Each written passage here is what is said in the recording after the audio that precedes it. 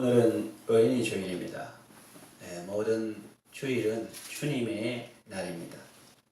어린이가 주인이 아니고 주님의 날인데 우리 주님이 어린이에 대해서 하신 말씀을 잘 기억하고 주님의 뜻을 받들며 살아야 하겠습니다.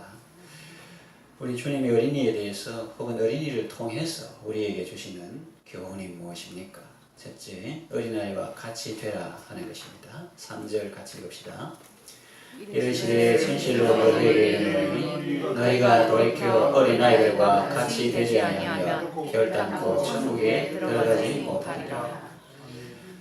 오늘 본문은 제자들의 질문으로 시작됩니다. 천국에서는 누가 큽니까? 제자들은 왜 이런 질문을 했을까요? 물론 천국에서 큰 자가 되고 싶은 욕망이 있었겠죠.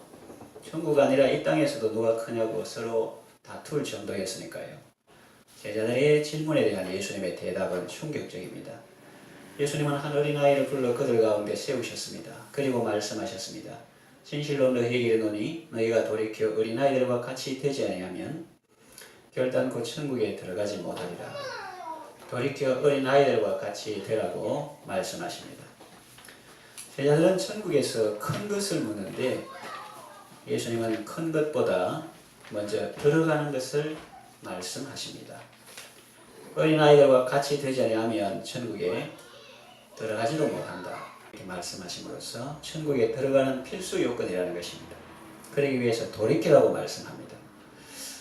여러분, 천국에는 어떻게 들어갑니까? 아시는 것 같이 돈으로 못 가고 힘으로 못 가고 지식으로 못 가고 벼슬로도 못 갑니다. 의욕보도 못 가고 마음 착해도 못 갑니다.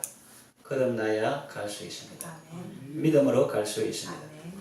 천국에 들어가는 요소는 믿음인데 어린아이와 같이 되지 않으면 천국에 들어갈 수 없다 했으니 믿음과 어린아이와 같이 되는 것은 밀접한 관계가 있음을 알 수가 있습니다. 어른들은 잘 믿지 않습니다. 하나님의 말씀을 잘 안 믿고 자기 수단과 노력으로 무엇을 해보려는 경향이 있습니다. 거듭나야 천국에 들어갈 수 있는데 권세로 영생을 얻으려 하고 미모로 영생을 얻으려 합니다. 진시황이 권세로 영원한 생명을 한번 얻어보겠다고 불로초를 구하려고 사신들을 보내기도 했죠. 또 양귀비가 그랬지 않습니까? 성경에 나오는 한 부자는 재물로 천국 생활을 해보려고 했습니다. 내 영혼아 여러 해 쓸 물건을 많이 쌓아두었으니 먹고 마시고 즐기자. 그러나 그날 밤에 죽을 줄은 꿈에도 몰랐습니다. 어린아이는 지식도 없습니다. 힘도 없습니다. 권세도 없습니다. 할 수 있는 것은 부모님 말씀을 듣고 그대로 믿는 것입니다. 하나님 말씀을 듣고 그대로 믿는 것입니다. 그래서 천국에 들어가는 것입니다. 이 땅에서도 천국의 삶을 사는 것입니다.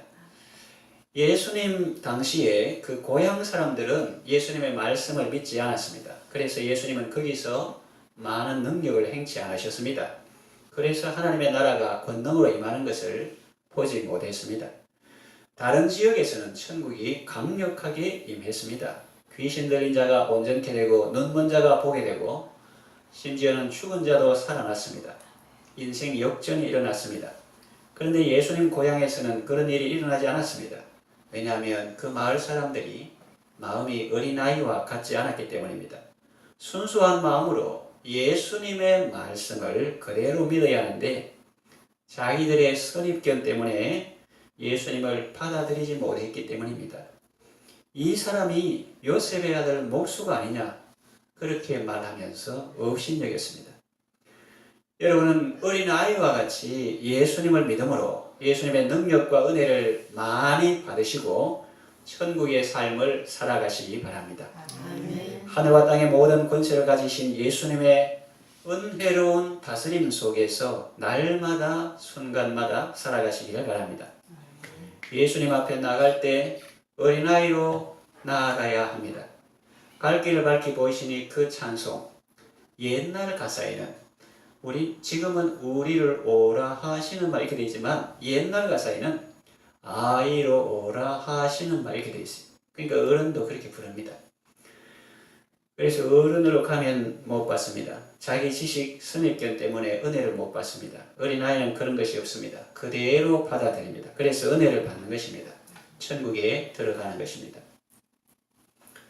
교회도 그렇습니다. 데살로니가 교회는 어떻게 좋은 소문나는 교회가 되었고 모든 믿는 자의 본이 되는 교회가 되었습니까? 하나님의 말씀을 받을 때에 사람의 말로 아니하고 이것은 하나님의 말씀이다. 그렇게 받았습니다. 사도 바울이 말하죠. 진실로 그러하다. 이 말씀이 또한 믿는 자 가운데서 역사하느니라. 하나님의 말씀으로 받을 때 그 말씀이 믿는 자 가운데서 역사하는 것입니다.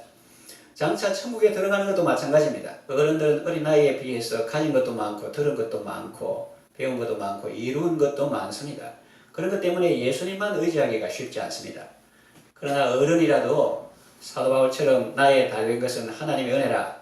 내게는 예수 그리스도의 십자가 외에는 결코 자랑할 것이 없다고 하면서 예수님을 믿고 예수님만 의지하는 사람은 그 믿음으로 천국에 들어가는 것입니다. 여러분 모두 믿음으로 천국에 들어가시고 이 땅에서도 천국의 삶을 살아가시기를 바랍니다. 두 번째, 자기를 낮추라고 말씀하십니다. 4절 읽읍시다. 시작. 그러므로 누구든지 이 어린아이와 같이 자기를 낮추는 사람이 천국에서 큰 자니라. 어린아이의 특징이 많지만 주님이 말씀하시는 것은 자기를 낮추는 것, 곧 겸손입니다. 특징이 많은데 요새는 어린아이들이라도 아이 같지 않은 그런 경우가 있습니다. 그런 것을 말하는 게 아니고 여기 예수님께서 무엇을 이렇게 말씀하시는가 할 때 자기를 낮추는 것. 부분에 대해서 지금 말씀하고 있는 것이죠. 제자들이 서로 누가 크냐고 다툴 때 예수님은 세상 문화와 천국 문화를 구분하여 말씀하셨습니다. 세속 국가에서는 집권자들이 백성들을 임의로 주관합니다. 그러나 천국에서는 그렇지 않습니다. 너희 중에는 그렇지 않다. 교회 문화는 다르다. 섬기는 자가 크다. 누구든지 크고자 하는 자는 섬기는 자가 되어야 한다. 나는 섬기는 자로 너희 가운데 있다. 이렇게 말씀하십니다. 너희 앞에 있다 이렇게도 말씀하지 않으시고 너희 위에 있다고도 말씀하지 않으시고 너희 가운데 있다고 말씀하십니다. 하나님이신 예수님께서. 이 얼마나 겸손한 모습입니까? 예수님이 말씀하셨습니다. 인자가 온 것은 섬김을 받으려 함이 아니라 도리어 섬기려 하고 자기 목숨을 많은 사람의 대속물로 주려 함이니라. 또 사도 바울은 너희 안에 이 마음을 품으라 곧 그리스도 예수의 마음이니 그는 근본 하나님의 본체시나 하나님과 동등됨을 취할 것을 여기지 아니하시고 오히려 자기를 비워 종의 형체를 가져 사람들과 같이 되었고 사람의 모양으로 나타나셨으니 자기를 낮추시고 죽기까지 복종하셨다. 그 십자가에 죽으십니다. 여기 보면 자기를 낮추셨다는 말씀이 나오죠. 어린아이와 같은 모습이죠. 어린아이와 같이 자기를 낮추지 아니하며 이렇게 말씀하셨는데 예수님이 바로 그런 삶을 사셨습니다. 그 결과는 무엇입니까? 이어지는 말씀이 알려줍니다. 이러므로 하나님이 그를 지극히 높여 모든 이름 위에 뛰어난 이름을 주시고 모든 무릎을 예수 이름에 꿇게 하시고 모든 입으로 예수 그리스도를 주라 시인하여 하나님 아버지께 영광을 돌리게 하셨느니라 말하고 있습니다. 자기를 낮출 때 하나님이 그를 지극히 높여주셨습니다. 이것이 천국의 문화입니다. 이것이 천국의 질서입니다. 천국에서 크고자 하는 사람은 모든 사람의 종이 되어야 합니다. 예수님은 섬기는 자로 우리 가운데에 계셨습니다. 예수님의 제자인 우리도 스승이신 예수님을 따라서 섬기는 자로 형제 가운데 살아야 하겠습니다. 세 번째, 어린아이를 영접하라고 말씀하십니다. 5절 읽읍시다. 시작. 또 누구든지 내 이름으로 이런 어린아이 하나를 영접하면 곧 나를 영접하느니. 아멘. 어린아이 하나를 영접한다는 것이 무슨 의미일까요? 먼저 그 당시 어린아이의 위상이 어땠는지 잠깐 생각해 보겠습니다. 예수님 당시에 어린아이는 사람 수에 넣지 않았습니다. 업신여겨지고 인권이 무시되던 시대였습니다. 서양 역사에 영국은 부강한 나라였고 선진국에 드는 나라였습니다. 서세 동점의 시기에 대영 제국의 깃발을 휘날리며 인도 또 아메리카 많은 식민지를 세우고 그런 나라였습니다. 그런데도 여성 참정권이 허용되고 아동보호법이 생긴 것은 비교적 최근에 20세기 초에 일어난 일입니다. 우리나라도 그렇지 않습니까? 아예 어린이라는 어린이 이런 말 자체가 없었습니다.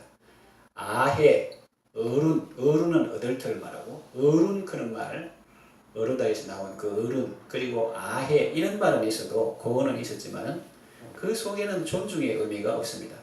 어린이는 존중의 의미가 담겨 있습니다. 소파 방정환이 만든 말이라고 합니다. 비교적 최근의 일이죠. 그러니 그 전에는 어떠했겠습니까? 어린아이 하나를 영접한다는 말은 이런 역사적 배경 속에서 이해해야 합니다. 그의 인격을 존중하고 그의 눈높이에서 말하고 그의 말을 경청하고 그의 입장에서 생각하고 받아들이는 것입니다. 쉬운 일이 아니죠. 예수님의 제자들조차 그러지 못했으니까요. 이 어린이 이렇게 하지만 또 뒷부분에 보면 오후의 말씀을 연관시켜 보면 작은 자로 연결됩니다.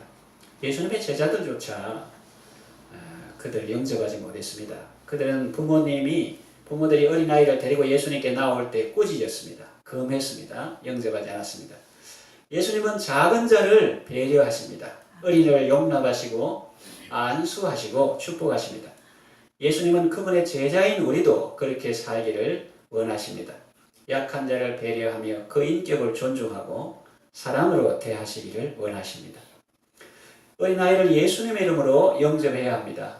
그 모습은 초라하고 연약해 보여도 예수님이 내게 보낸 자이니 예수님의 이름으로 그를 영접하는 것입니다.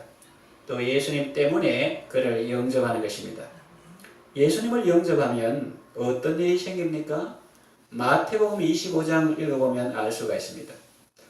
예수님께서 그 양과 염소 비유에서 이렇게 말씀하시죠. 오른쪽에 있는 양 같은 사람에게 내 아버지께 복받을 자들이여 나와 창세로부터 너희를 위하여 예비된 나라를 상속하라. 너희가 여기 내 형제 중에서 지극히 작은 자 하나에게 한 것이 곧 내게 한 것이니라. 그렇게 말씀하고 있습니다. 따라합시다. 너희가 여기 내 형제 중에서 지극히 작은 자 하나에게 한 것이 곧 내게 한 것이니라. 그렇습니다. 예수님의 이름으로 작은 자를 영접하고 어린이를 영접하고 또 장애가 있는 사람이나 연약한 사람이나 예수 믿은 지 오래되지 않은 사람이나 이런 사람을 예수님의 이름으로 영접함으로 바로 예수님을 영접하는 여러분 되시고 예수님을 대접하는 아름다운 삶을 살아가시기를 바랍니다. 이제 말씀을 정리하며 마치겠습니다. 우리가 먼저 어린아이와 같이 되어야 합니다. 이것은 어린이날에 어린이에게 해당되는 그런 말씀이 아니라 우리에게 주시는 말씀, 우리 모두에게 주시는 말씀인데 우리가 먼저 어린아이와 같은 그런 순수한 믿음의 사람이 되어야 합니다. 그리고 자기를 낮추시고 죽기까지 복종하신 예수님을 생각하시고 여러분들도 자기를 낮추시고 겸손한 마음으로 하나님의 은혜를 많이 받으시기 바랍니다. 그리고 예수님의 이름으로 어린아이를 영접하고 작은 자를 잘 대접해야 합니다. 그래서 예수님의 이름으로 어린아이를 영접함으로 예수님을 영접하시고 마지막 날 주 앞에 설 때 주님께 환영받고 영생을 상속하시기를 바랍니다. 다 같이 통성으로 기도하겠습니다.